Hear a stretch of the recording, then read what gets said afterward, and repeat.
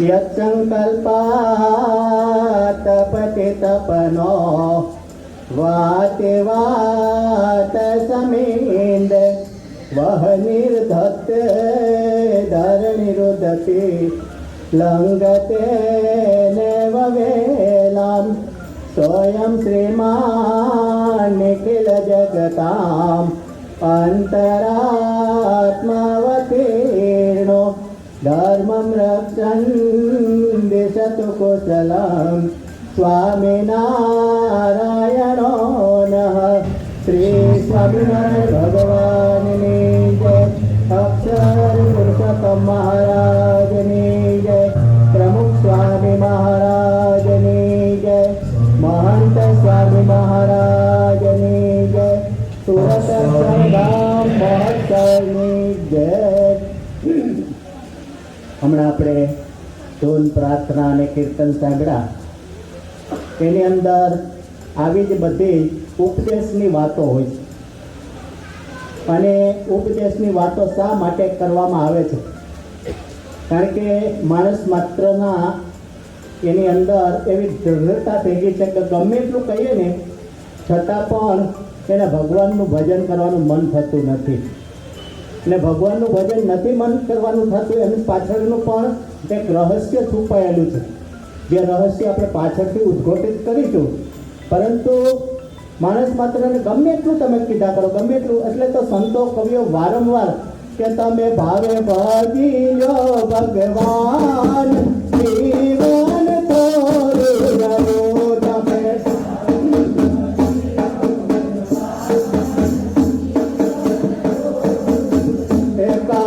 આત્માનું કરજો કલ્યાણ જીવન થોડું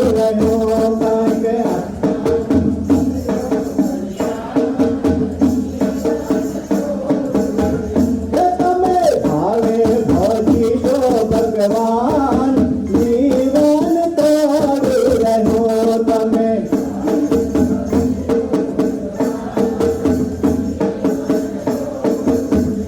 આવા તો સંખ્યાબંધ ભજનો છે કે જેની અંદર આપણને ઉપદેશ આપવામાં આવે છે. અને ઘણી વખત કલાકારો પણ પોતે કહેતા છે કે મોઘો મનુષ્ય ફરી ફરીને તે મળે નહીં વારંવાર કે ભાઈ તું ભજી લે ને કીર્તન તે લાખો ગયા ને તું પણ જવાનો મૂર્ખ મનમાં વિચાર. સાચું કહું છું જૂઠું મનાતો મુવા કુટુંબને સંભાળ કે ભાઈ તું ભજી લે ને કીર્તાર. ભાઈ તું ભજી લે ને કીર્તાર. એટલે આવા ઘણા બધા ઉપદેશના પદો કહેવામાં આવે છે. પણ માણસ માત્રને એક મોટામાં મોટો ભય હોય ને તો મૃત્યુનો ભય છે. ગમે એટલા મોટામાં મોટા ભય હોય પણ મૃત્યુનો ભય છે ને અતિશય એ વિકટ છે. કારણ કે આ દુનિયાની અંદર મોટામાં મોટા જો કોઈ દુઃખ હોય ને તો બે જ દુઃખ છે, એક જન્મનું દુઃખ અને એક મૃત્યુનું દુઃખ. કારણ કે મૃત્યુ વેળાએ આપણે ઘણા બધા લોકોને એવી રીતે સબળતા જોડે હોય છે કે હવે તો મારી દોરી ખેંચી લે તો સારું. અને જન્મ વખતે પણ આપણને ખબર છે, અત્યારે આપણે બધા ખુલ્લાની અંદર બેઠા છે અને છતાંય આપણને ગરમી થાય છે, આપણને પરસેવો વળે છે. હવે કલ્પના કરો કે માતાના ગર્ભની અંદર ઊંધે માથે લટકવાનું, પંખો નહીં, કાંઈ નહીં, અને છતાંય લોહી અને માંસની પરુની નદીઓ વહેતી હોય એની અંદર ઊંધે માથે 9 મહિના લટકવાનું. તે કેટલું બધું ભયંકર દુઃખ છે. અને એ વખતે ભગવાનનું ભજન કરે કે ભગવાન મને આમાંથી છોડાવ, મને આમાંથી છોડાવ, મને આમાંથી છોડાવ, એમ કરે. પણ જેવો જન્મ થાય અને તરત જ પહેલામાં પહેલું શું કરે? બાળક રડે. રડેમાં શું બોલે? ઉવા ઉવા ઉવા ઉવા, એટલે કે હું અહીંયા ને તું ત્યાં. પછી સંબંધ છૂટી જાય છે. પણ મૃત્યુનો ભય આ દુનિયાની અંદર 4 વ્યક્તિને ટળી જાય છે. શ્રીજી મહારાજે વચનામૃતની અંદર આ વાત કરી છે. વચનામૃત છે લોયાનું બીજું, એ વિશ્વાસી, જ્ઞાની, સુરવીર અને પ્રીતિવાળાનું. આ 4 પ્રકારના હરિભક્ત છે એને મૃત્યુનો ભય ટળી જાય.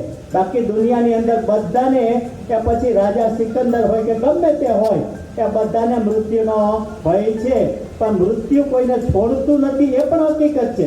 તમે ગમે એટલા દૂર ભાગો, ગમે એટલી દવાના ખર્ચા કરો, ગમે એવા મોટા મોટા હકીમ વૈદ બોલાવો, પણ મૃત્યુ છે એ કોઈને છોડતું નથી.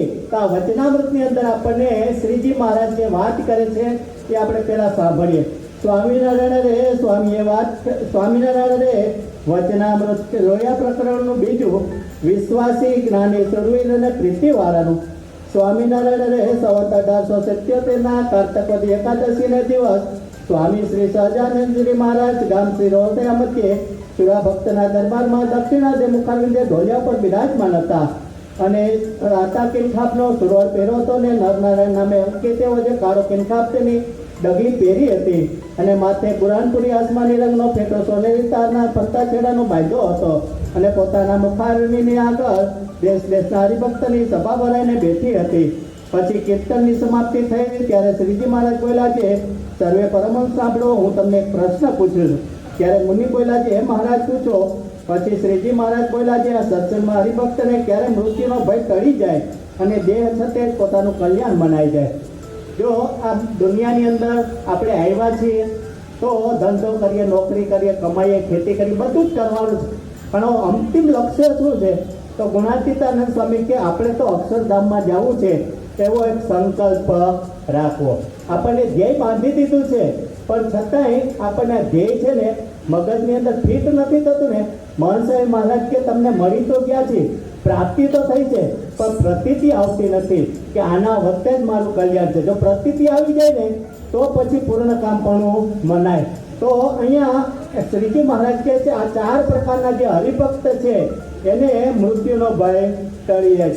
આપણે વાત કરી કે લોકોને મૃત્યુના ભય સિવાયના ઘણા બધા ભય હોય, પણ એમાં સૌથી વિશેષ જો ભય હોય તો મૃત્યુનો ભય છે. કારણ કે મૃત્યુનો ભય એ સૌથી મોટો છે. કીડીથી માંડીને હાથી સુધી બધાને, તમે કૂતરું નીકળ્યું હોય અને હાથમાં પથ્થર ને એટલે ખબર પડી કે મને મારશે, એટલે તરત જ પોતે જીવ બચાવવા માટે દોડી જાય. એક વખત એક ડોશીમાં પોતે બાર ખાટલામાં સૂતા હતા અને એને એવું સાંભળેલું કે યમરાજા છે પાડા ઉપર બેસીને આવે અને એમાં કંઈક ગામનો પાડો છૂટી ગયો અને ખાટલામાં માથા ભરાવા લાગ્યો. એટલે ડોશીમાં જાગી ગયા.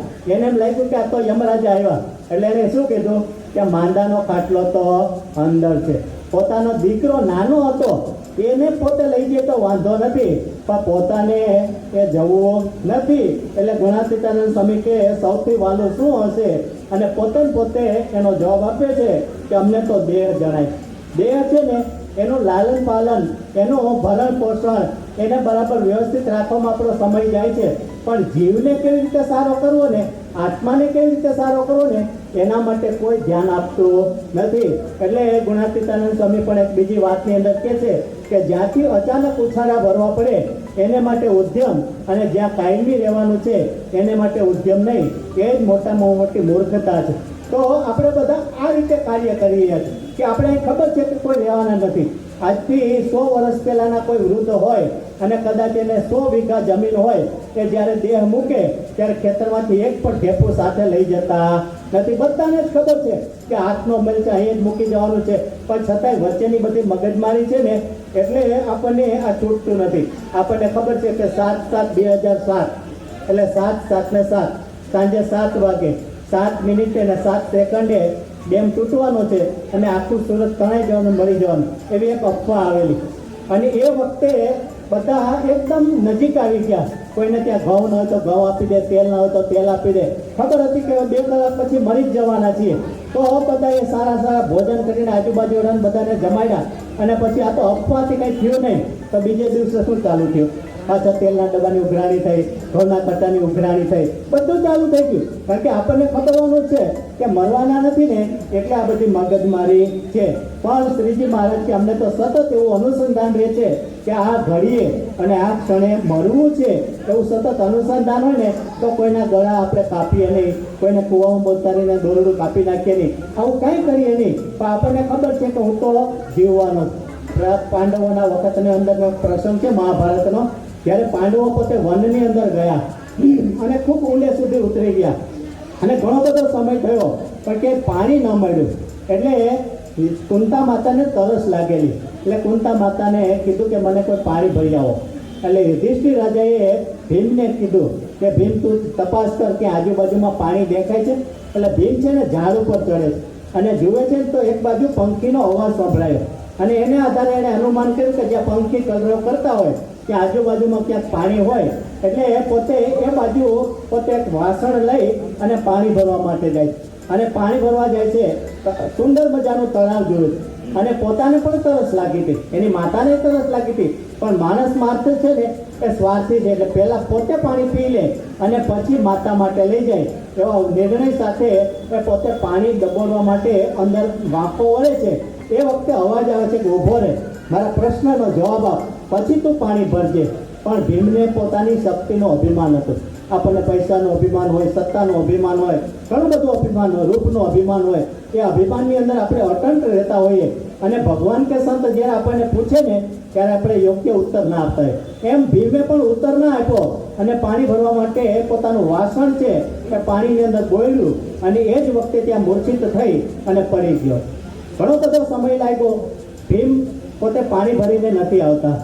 યુધિષ્ઠિરને પ્રશ્ન થાય છે કે ભીમ તો અંગૂઠો મારીને પાણી કાઢે એવો શક્તિશાળી છે અને છતાં પાણી ભરીને કેમ ના આવ્યા? એટલે પછી બીજા ભાઈ સહદેવને મોકલા. સહદેવને પણ પોતાના જ્ઞાનનું અભિમાન હતું. એ પોતે ત્રિકાળ જ્ઞાની હતા. ભૂતકાળ, વર્તમાનકાળ અને ભવિષ્યકાળ એ બધું પોતે જોઈ શકતા. એને પોતાના જ્ઞાનનું અભિમાન હતું. એને પણ કાંઈ પ્રશ્નનો ઉત્તર ન આપ્યો અને એને પણ પાણી માટે વાસણ ઝબકોડ્યું અને તરત જ ત્યાં બેભાન થઈને પડી જાય. આમ વારાફરતી ચારે ચાર ભાઈઓ આવે છે પણ કોઈ પાણી ભરીને આવતા નથી. યુધિષ્ઠિરને વિચાર આવ્યો કે હું તો આવી રીતે આટલા મારા સમર્થ ભાઈઓ અને છતાં પાણી ભરીને કેમ ના આવ્યા? એટલે પોતે ખુદ જાય છે. પણ યુધિષ્ઠિર રાજાનું એક નામ ધર્મરાજા હતું. કે પોતે ધર્મ પ્રમાણે, નીતિ પ્રમાણે રાજ્ય કરે. રાજ્યની અંદર કોઈને દુઃખ હોય તો છાનામાના રાતના પોતે મદદ કરી દે અને કોઈ જાતનો એ પોતે અહંકાર નહીં, પોતે એકદમ નમ્ર, વિનયી અને એ પણ પાણી ભરવા જાય છે. પણ એને પોતે પોતાને કૃષા માટે નહીં, પણ એને કેવો સંકલ્પ કર્યો કે જો હું ખરેખર ધર્મરાજા હોઉં, ખરેખર હું નીતિ પ્રમાણે રહેતો હોઉં તો મારા ચારે ભાઈઓને હું અંજલિ છાંટું ને તે ઊભા થવા જોઈએ. એમ કરીને પોતે પાણી ભરવા જાય છે. એ વખતે પ્રશ્ન અંદરથી આવે છે કે ઊભો રહે, મારા પ્રશ્નનો જવાબ આપ, પછી તું પાણી ભરજે. આપણે કીધું કે ધર્મરાજા હતા યુધિષ્ઠિર, એટલે વિનયી હતા, વિવેકી હતા. એણે કીધું કે તમે જે હો તે તમે બહાર આવો, મને દર્શન આપો, પછી હું તમારા પ્રશ્નનો જવાબ આપું. અને એ વખતે યક્ષ રાજા પાણીની અંદરથી બહાર આવે છે. યક્ષ રાજા નામ જ એવું છે ને, કોઈ પણ મોટો પેચીદો પ્રશ્ન હોય ને આપણે શું કહીએ, યક્ષ પ્રશ્ન છે. તો યક્ષના પ્રશ્ન કેવા હશે એ આની ઉપરથી આપણને અંદાજ આવે. તો યક્ષ રાજાએ ઘણા બધા પ્રશ્નો પૂછ્યા અને છેલ્લે એક પ્રશ્ન પૂછ્યો કે કેમ આશ્ચર્યમ, કે આ મોટામાં મોટું આ દુનિયાની અંદર આશ્ચર્ય કયું છે? તો આપણને કદાચ કોઈ કહે તો કે દિલ્હીનું અક્ષરધામ છે, ન્યૂજર્સીનું અક્ષરધામ, આ સુરતનું અક્ષરધામ બનવાનું છે, એ તો અજાયબીઓમાં પણ અજાયબી છે, એવું બનવાનું છે. આપણે કદાચ સત્સંગી ના હોઈએ તો પણ આપણે કહીએ કે ચીનની દિવાલ કે જે કંઈ 7 અજાયબીઓ છે એમાંથી નામ આપીએ. પણ યુધિષ્ઠિર રાજાએ આમાંથી એક પણ નામ ના આપ્યું. એણે શું કીધું કે અહની ભૂતાની ગચ્છન્તિ યમાલયમ સાહસ્તિરંતમ ઇચ્છન્તિ કેમ આશ્ચર્ય તતઃ પરમ. અહની એટલે કે રોજે રોજ ગચ્છન્તિ યમાલયમ, રોજે રોજ હજારો લોકો યમના લોકની અંદર જાય છે. શેષાહા એટલે કે બાકીના, સ્થિરંતમ ઇચ્છન્તિ છતાં બાકીનાને બધાને તેમ છે કે હું તો અહીંયા રહેવાનો છું, હું તો જવાનો જ નથી. ઘણી વખત ઘનશ્યામ બાપા આપણે સુરતના મહાન છે એ પોતે વાત કરતા હોય કે જ્યારે આપણે અહીંયા અગ્નિ સંસ્કાર કરવા જઈએ ને ત્યારે એકદમ આપણને વૈરાગ્ય આવી જાય, સ્મશાન વૈરાગ્ય, કે મારી પણ આવી રીતે એક મુઠ્ઠી રાખ થઈ જવાની છે અને ઘડીક તો એમ થાય કે હવે કાંઈ કરવું જ નથી, હવે કોઈ ખોટા ધંધા કરવા જ નથી, હવે કોઈને હેરાન કરવા જ નથી. આવું તરત જ આપણને સ્મશાન વૈરાગ્ય આવી જાય. પણ ઘનશ્યામ બાપા કે જેવા ગાંડા કાકાના ફાફડાને ચા ખાઈને તરત જ પાછો વૈરાગ્ય જતો રહે અને પાછું મારું તારું બધું ચાલતું જ રહે. એટલે આવી રીતે આ આશ્ચર્ય એ છે કે હજારો લોકો આપણી કાંધે બેસીને જાય છે છતાં આપણને કોઈ દિવસ એવું નથી થતું કે હું પણ આ પૃથ્વી ઉપરથી જવાનો છું. આ મોટામાં મોટું આશ્ચર્ય છે. અને બીજું આશ્ચર્ય એ છે કે આપણને એમ થાય કે આ બધું મારું છે, પણ મારું મારું તે કરીને ધન મેળવ્યું રે.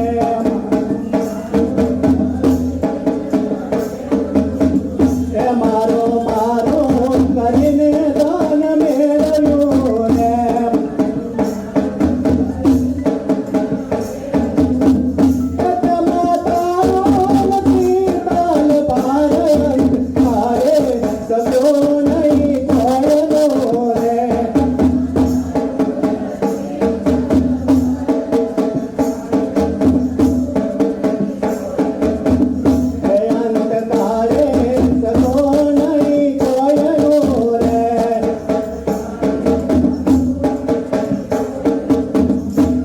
અંતકાળે કોઈ આપણું સગું નથી. આ દુનિયાની અંદર આપણે બધા ભેગા થયા છે ને, એ કર્મ યોગે કરીને ભેગા થયા છે. જ્યાં સુધી એકબીજાનું પ્રારબ્ધ છે, જ્યાં સુધી એકબીજાનો લાભ લેવાનો છે, ત્યાં સુધી લેવાના. પછી બધા એ પંખીના માળાની અંદરથી જેમ પંખી છૂટા પડી જાય ને, એમ ઘરના બધા જ સભ્યો એક દિવસ છૂટી જવાના છે. કારણ કે કોઈ આ દુનિયાની અંદર રહ્યું નથી અને કોઈ રહેવાનું પણ નથી. અને એટલે દેવાનંદ સ્વામી પણ પોતે કહે છે કે તારા મનમાં જાણે જ મરવું નથી રે. તારા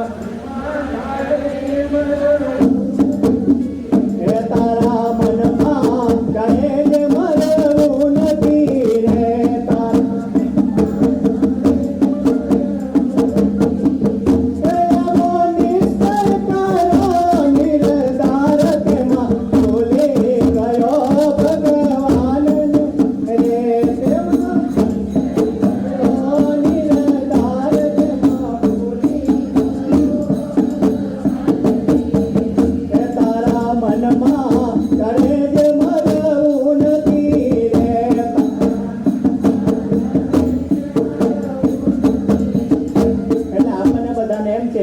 આપણે મરવું નથી, પણ બધાનો એક પછી એક વારો આવવાનો છે.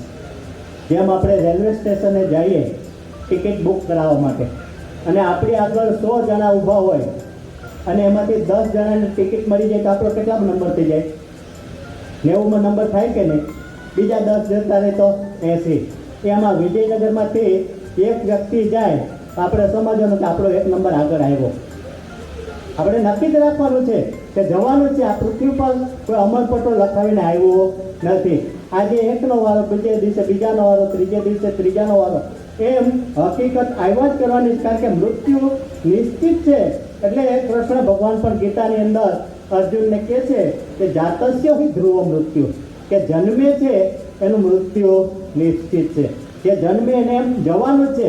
આપણે ઘણી વખત ગામની અંદર ગાંઠિયા ફરસાણની દુકાન હોય અને ગાંઠિયા લેવા જઈએ તો ગાંઠિયા સાથે આપણને ચટણી, મરચાં, સંભારો બધું આપે. પણ કદાચ આપણે એમ કહીએ કે ભાઈ મને આ તમારી ચટણી નહીં ચાલે, તો ચટણી ના બાંધી દે. પણ ભગવાન જ્યારે જન્મ આપે ને ત્યારે મૃત્યુનું પડીકું આપી જ દે.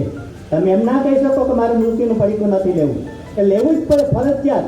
આવ્યા જન્મ્યા ત્યાંથી એ જરૂર જાણો મરવાનું છે માટેજી.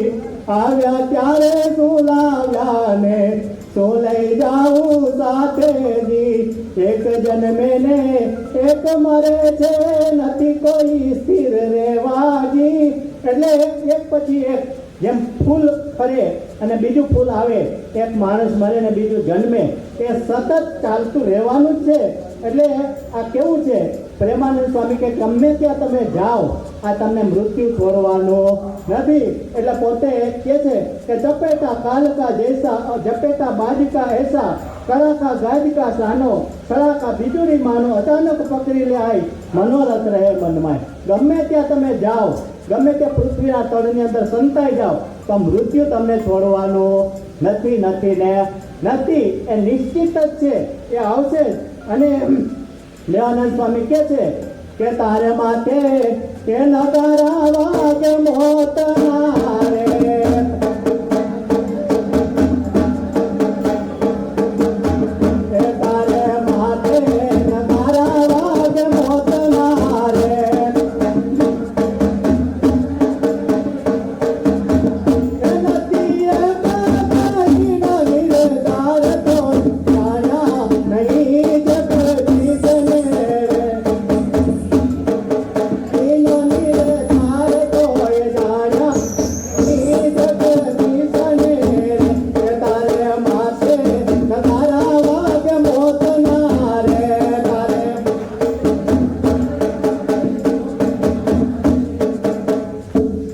માથે નગારા વાગે મોતના. માણસ કેવો સ્વાર્થી છે. આપણે ક્રિકેટ મેચ જોઈ છે ને, ક્રિકેટની અંદર બોલર છે જેટલો ફાસ્ટ બોલ ફેંકે ને એટલો બેટ્સમેન ફાસ્ટ ફટકો મારે. શું કરે? જેટલો તમે જોરથી દડો ફેંકો ને એટલો સામે જોરથી બાઉન્ડ્રી પર પહોંચાડી દે. એમ મેં તમને કીધું કે તારે માથે નગારા વાગે મોતના, તો તમે બધાએ શું કીધું? મારી માથે કીધું ને, તારે માથે નગારા વાગે મોતના. તો મેં તમને બધા વચ્ચે એક મત આપ્યો. ચૂંટણીમાં જીતે કોણ? જેને વધારે મત મળે એ જીતે ને. તો મને વધારે મત મળ્યા કે નહીં? તો મારે માથે નગારા વાગે મોતના, પાકું કે નહીં? હાજુ કે નહીં? અને બધાને જવાનું છે. તક્ષક નાશ કરણીને તારું 7 દિવસનું મૃત્યુ થશે.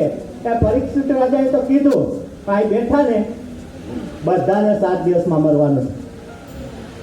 પાકું? બધાને 7 દિવસની અંદર મરવાનું છે. તો ગભરાતા નહીં. સોમ, મંગળ, બુધ, ગુરુ, શુક્ર, શનિ અને રવિ. કેટલા વાર?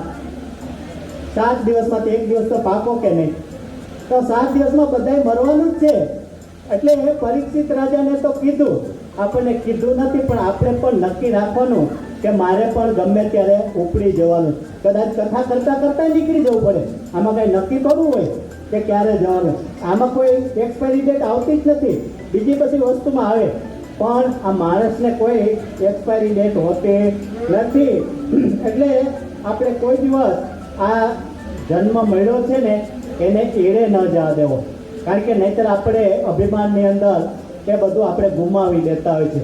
એટલે બ્રહ્માનંદ સ્વામી કહે છે કે કરાવે ઢવીટી મોત તેર કાને મહાજોર સે મુઠ મરોડતા હૈ ચલ દેખતા अपनी छायली कोटेड़ी पाग बांधी तान तोड़ता है तने अतर तेल फुलेल लगावत ने हत्रिया संग जोड़ता है ब्रह्मानंद कह खबरदार बंदे देख काल किसे नहीं छोड़ता है बंदे काल किसे नहीं छोड़ता है.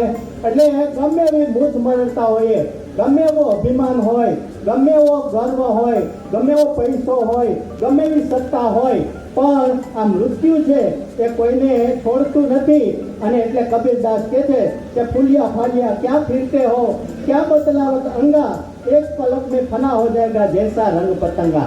આ પતંગિયા આવતા હોય ને, આ લાઈટ બનતી કે પતંગિયા આવે ખબર છે કે હું મરી જવાનું, છતાં પણ આપણને છે ને આ રોશની, આ દેખાવ, આ બધું ઠાઠમાઠ એની અંદર ગમે છે, પણ એમાં જ આપણે પોતે પડી જવાના છીએ. તો આ રીતે આપણે આ દુનિયાની અંદર આવ્યા છીએ, પણ આ કાયાનો ક્યારેય અભિમાન ગર્વ કરવાનો નથી. અને મૃત્યુની અસર કેવી હોય છે કે મૃત્યુ પહેલાંની અસર, મૃત્યુ સમયની અસર અને મૃત્યુ પછીની અસર. તો મૃત્યુ પહેલાં કેવી અસર કે હું મરી જઈશ પછી મારી પાછળ બધાનું શું થશે? અરે ભાઈ, તું નહોતો ત્યારે દુનિયા ચાલતી હતી અને તું નહીં હોતો પણ દુનિયા ચાલશે. બીજું કીધું કે મૃત્યુ સમય, આપણે કીધું ને કે આમ કાલાવાલા કરતા તો મારો ભગવાન જીવ ખેંચી લે તો સારું. અને મૃત્યુ પછીની દુઃખ. તો મૃત્યુ પછીનું શું કે હું ક્યાં જઈશ? આપણને ગતિ ખબર નથી, આપણને દિશા ખબર નથી, ક્યાં જવાના છીએ, ક્યાં ભટકવાના છીએ. પણ જો આ સત્સંગ કરી લીધો હોય, આ પ્રમુખ સ્વામી મહારાજ ને મહંત સ્વામી મહારાજ આ સંતને સેવી લીધા હોય ને, તો આપણે કીધું ને કે તું સેવે તો સાચા સંતને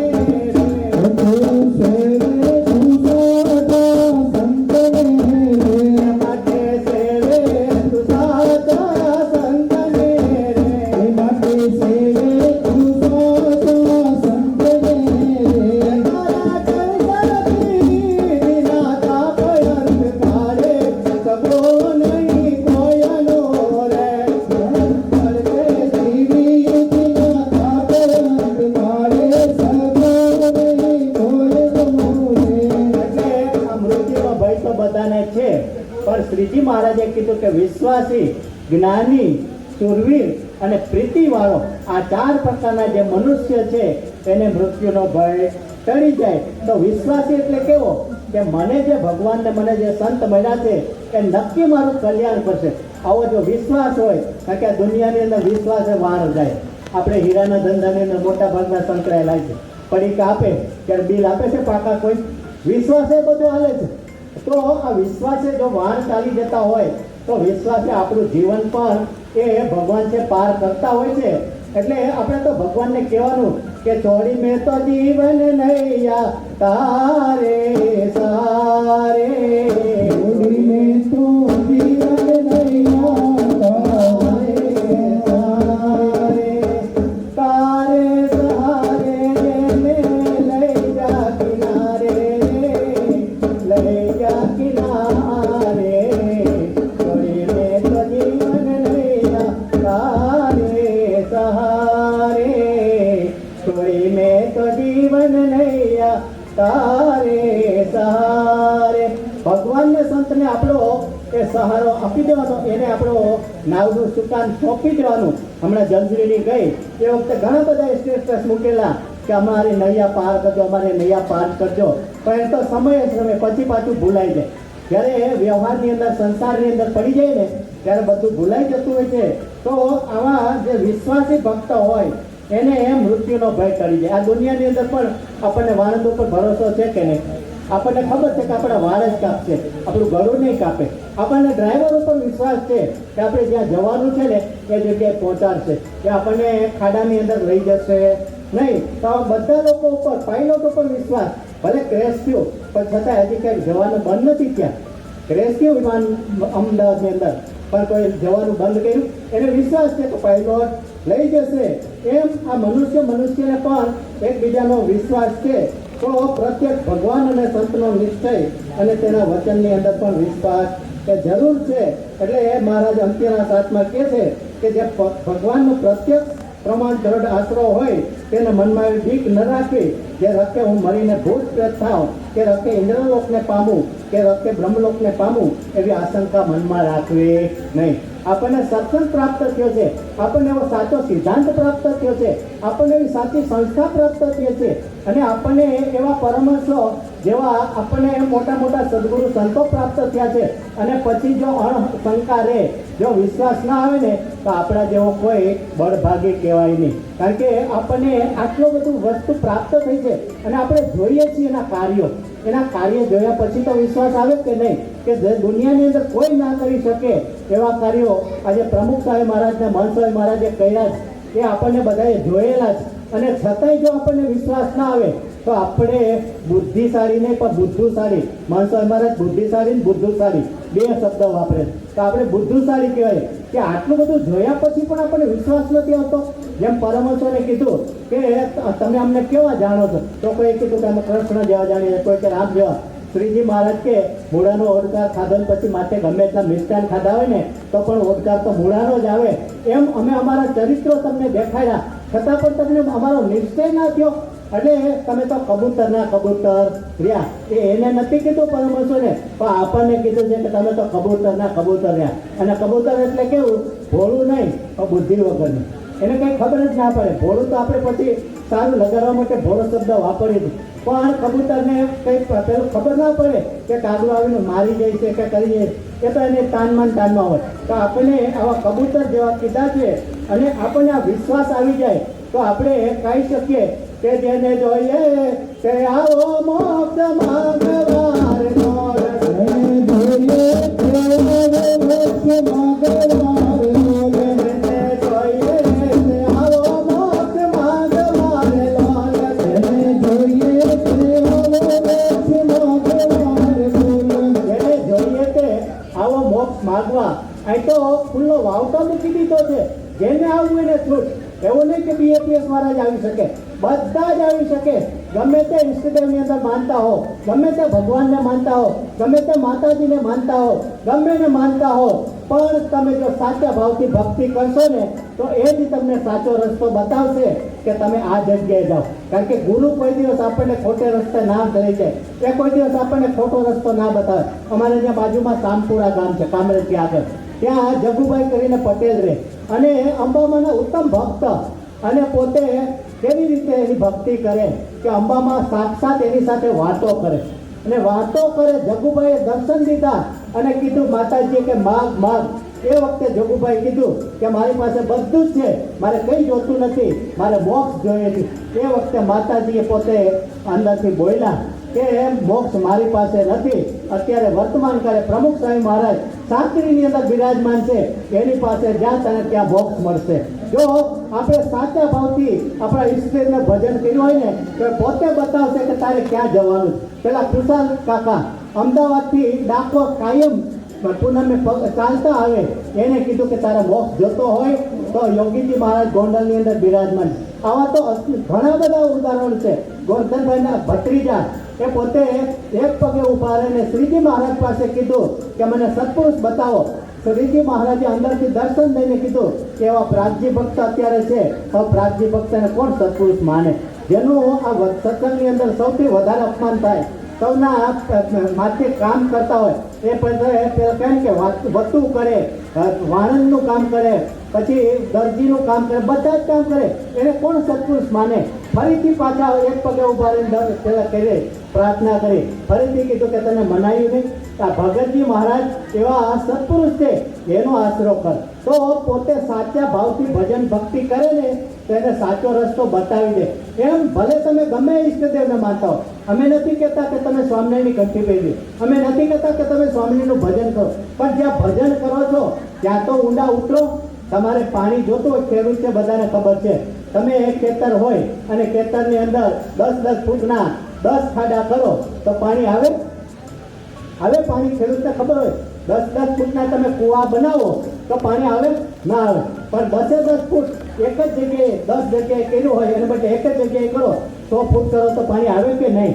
એટલે કોઈ ઈષ્ટદેવનો આપણે ઇનકાર નથી કરતા, પણ તમે જ્યાં છો ત્યાં તમે ઊંડા ઉતરશો ને તો પાણી મળશે, તો તમને સુખ પ્રાપ્ત થશે. તો આ રીતે આપણે સમજવાનું. તો પહેલામાં પહેલું કીધું કે વિશ્વાસી, અને વિશ્વાસીની અંદર કીધું કે કેવો વિશ્વાસ અને એના શબ્દો કેવા હોય. તો નિષ્કુળાનંદ સ્વામી કહે છે કે ભાગ્ય જાગ્યા રે આજ જાનવા, થયા કોટી કલ્યાણ, થયા કોટી કલ્યાણ, ઉધારો નારાયણ. પામ્યા પ્રભુ પ્રગટ પ્રમાણ, પ્રભુ પ્રગટ પ્રમાણ, ભાગ્ય જાગ્યા રે આજ જાણવા. ભાગ્ય જાગ્યા રે આજે જાણવા. તો આ રીતે વિશ્વાસી. પછી બીજું જ્ઞાની, કે જેને આત્માને પરમાત્માનું જ્ઞાન હોય. ખાલી જ્ઞાની એટલે આ દુનિયાનું જ્ઞાન નહીં, પણ આત્માને પરમાત્માનું જ્ઞાન હોય. પછી ત્રીજું કીધું કે સુરવીર, અને ચોથું કીધું કે વિશ્વ જ્ઞાની. આ 4 પ્રકારના જે ભક્ત છે એને આ મૃત્યુનો ભય ટળી જાય છે. તો સુરવીર ઉપર શ્રીજી મહારાજને વિશેષ રાજીપો છે, કારણ કે હરિનો માર્ગ છે સુરાનો, નહીં કાયરનું કામ જોને, શીશ અર્પ્યા વિના શ્યામ રીજે નહીં, મસ્તક જડામાં જે જન્મ મેળશે તે ઘટ પ્રેમ પ્રવાહ પામે. એટલે આ રીતે આપણને ખબર પડે, પ્રતીતિ આવે કે આ કંઈ ખાલી સમજાવી દેવાનો સત્સંગ નથી, આ અનુભવ કરવાનો, આ ખરેખર માણવાનો સત્સંગ છે. એવો સત્સંગ આપણને પ્રાપ્ત થયો છે. ત્યારે સત્સંગની અંદર ઊંડા ઉતરી એ સત્સંગને અંદર રગે રગની અંદર નસે નસની અંદર પ્રસરાવી ભગવાન અને સંતને મુખ્ય રાખી, આ દુનિયાના બધા જ કાર્યને ગૌણ રાખી અને ભગવાનને આગળ રાખી અને મહારાજ સ્વામીને પ્રાર્થના કરીએ. આપણે ધૂન પણ 2 મિનિટ કરીશું કે સ્વામી નારાયણ નારાયણ નારાયણ.